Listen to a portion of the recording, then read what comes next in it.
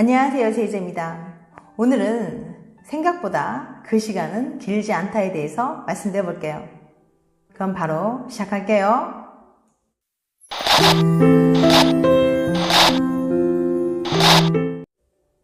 2008년 대한남성과학회 연구에 따르면 우리나라 만 19세 이상 남성들 중 27.5%가 스스로를 조루라고 생각한다고 해요.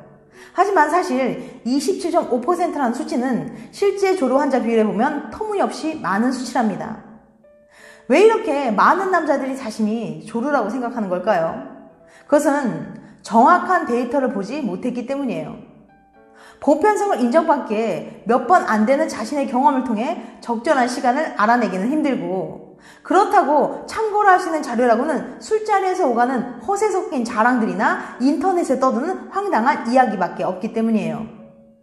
이런 부실한 자료들을 통해 사람들의 평균 잠자리 시간을 유추하다 보니 실제와는 큰 괴리가 있는 말도 안 되는 기준을 갖게 되는 거죠. 그래서 오늘은 성의학 분야의 세계적인 석학인 왈딩어 박사의 논문을 하나 소개해 볼게요. 여러분이 예상하는 시간과 얼마나 차이가 있는지 확인해 보세요.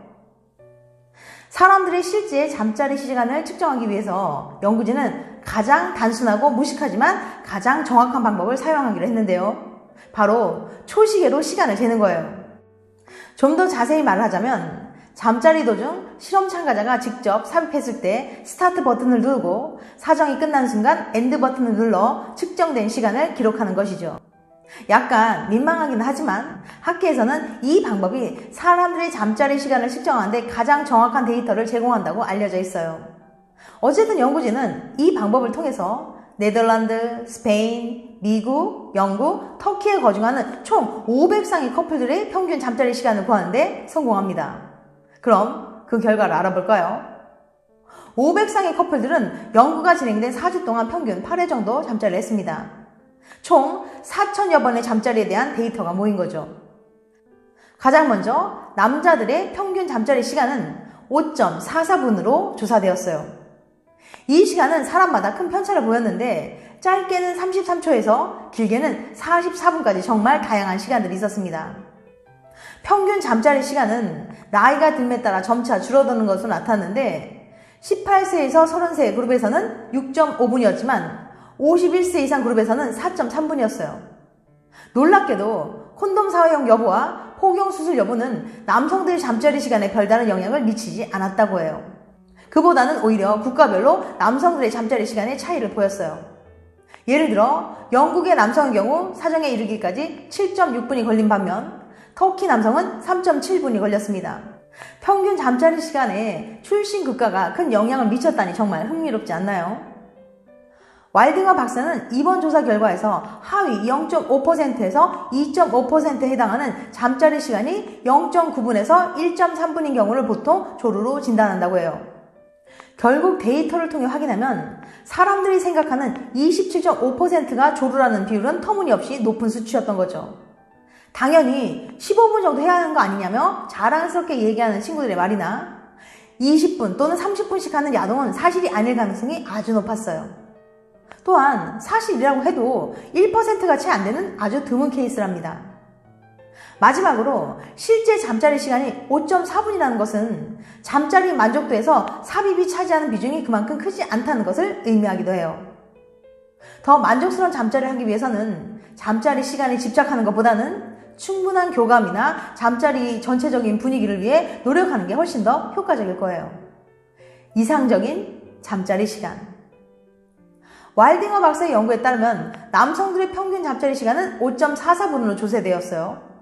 그럼 사람들이 생각하는 이상적인 잠자리 시간은 얼마일까요?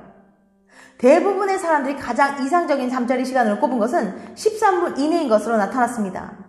미국 펜실베니아 대학의 에릭 코티와 제나의 구아르디아디 연구원이 동동으로 성치료 및 연구협회 소속 50명의 전문가들의 얘기를 종합한 결과인데요. 심리학자, 의사, 사회활동가, 결혼가족치료사, 간호사 등의 전문가들이 지난 수십 년간 수천 명의 관련 환자들을 살펴봤는데요. 코티 연구원은 전문가들의 의견을 종합하자면 잠자리가 30분 넘게 이어지면 오히려 실망과 불만의 감정이 높아진다고 말했어요. 대부분의 사람들이 이상적으로 생각하는 잠자리 시간은 7분에서 13분 안팎이었습니다.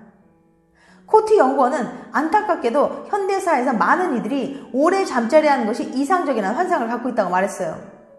코티 연구원은 잠자리 시간을 다음에 4개 범주로 나눴어요. 1에서 2분은 너무 짧다. 3에서 7분 그런대로 적당하다. 7에서 13분 바람직하다. 20에서 30분 너무 길다. 여자가 야동을 봐야 잠자리가 즐거워진다. 연애 중일 때 야동을 보면 두 사람 사이에 어떤 일이 생길까요?